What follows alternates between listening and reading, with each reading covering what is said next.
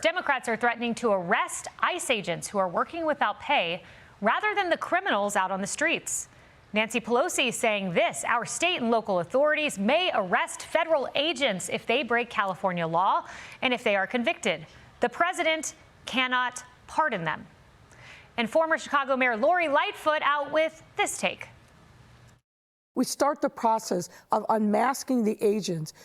Even though they're wearing masks, every single one of them has a towel. You say unmasking, they're going to say you're going to dox them, and that's why threats against them are up. They are on public property, out in the open. Height, weight, hair color.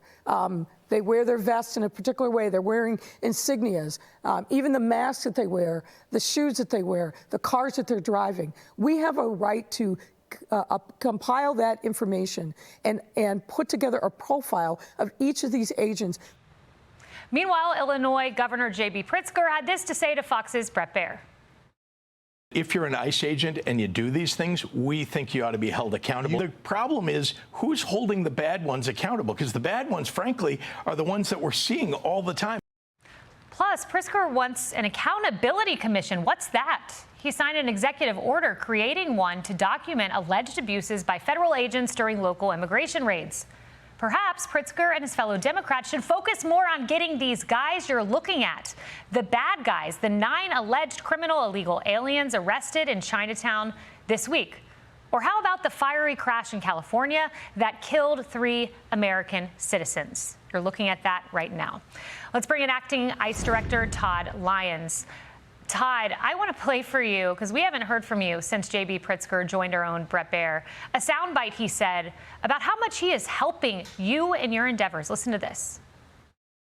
If you bring us a judicial warrant, we will bring you all kinds of help on the ground to go get the bad guys. That's what we want. We want the bad guys off the streets. What we don't want is for people to get racially profiled. That's what's happening right now. Are they giving you all kinds of help there in Illinois? That's 100% false, Kayleigh. Yeah, I really wanted to know who the governor is actually helping, because he's actually helping criminals. He's not helping us. So we've even had cases where we've had criminal warrants. You know, you look at a lot of these cases, they talk about raids in Chicago. We don't do raids. It's targeted enforcement operations that, oh, yes, Governor, we had criminal warrants, yet you're still putting targets on the brave men and women of ICE. So it's completely false. You talk about the targets he's putting on ICE. Bret Baier pushed him on that, on his Nazi comparisons. How heinous. Listen to what he said.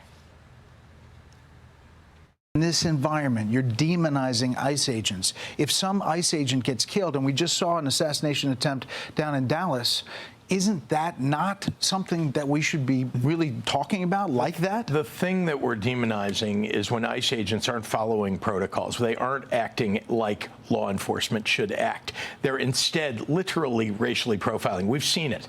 All you have to do is go online and look at some of the videos. Just to be clear, because I think many people that are listening maybe haven't seen that You don't before. think you're painting with a broad brush of all the ICE agents that are doing their job? No, we're saying that if you're an ICE agent and you do these things, we think you ought to be held accountable.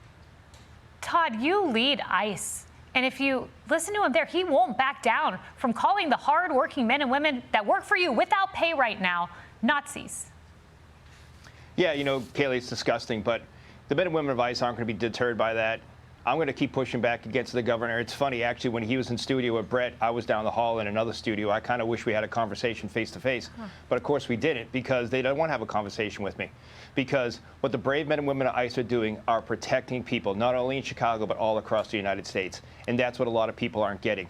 What I would want to tell the governor is, he says he wants people to watch the videos. I want people to go to our social media sites, look at our press releases, and actually see who we're arresting.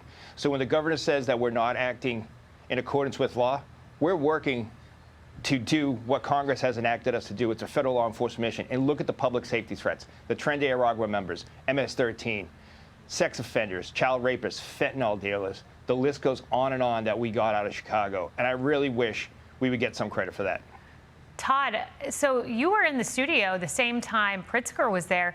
Do you know, did his team know that you were there? The acting ICE director was in the same building? I don't think they did. I didn't know when I arrived, but I tell you, I would have loved to have a conversation with them, because I think a lot of this is, you know, we need to have common sense conversations, right? We need to stop all the rhetoric.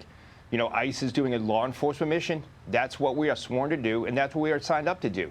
We don't want to be doxxed. We don't want our families threatened. We don't want assassination attempts like Brett pointed out. We're coming off a sniper attack in a major U.S. city where that lone sniper, that domestic terrorist, had an app that showed the location of ICE agents and officers that could be tracked. Yet they want to go ahead and demonize us, call us Nazis, call us Gestapos. But yet, all across the country, we are arresting public safety threats, foreign terrorist organizations, yet they still want to demonize us every turn.